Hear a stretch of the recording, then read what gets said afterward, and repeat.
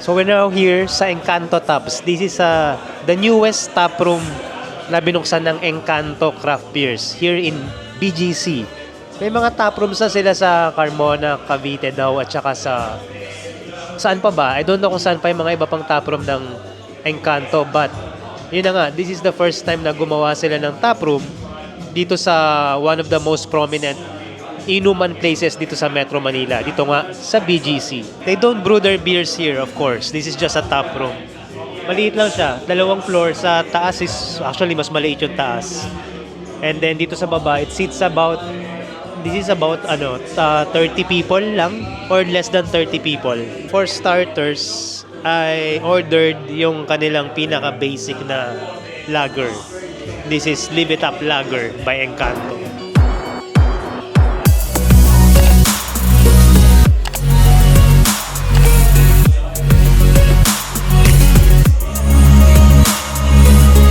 Meron sila dito mga display ng actual ingredients ng mga beer. For example, this one is a jar of hops. Look at this. I think ngayon lang ako makakakita or makakahawak ng actual hops. And then they encourage the guests here to open it and to smell the ingredients. So abay natin.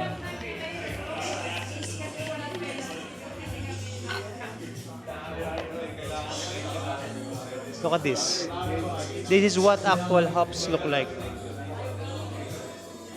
So, medyo para siyang tuyong parang buds ng you know what. Look at that. And it smells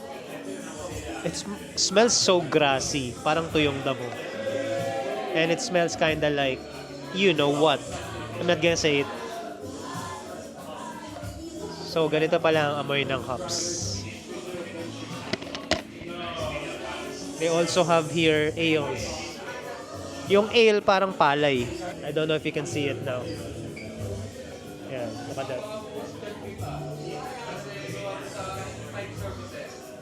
Oh, parang amoy palay din. Ganito lang pala ang amoy ng ale.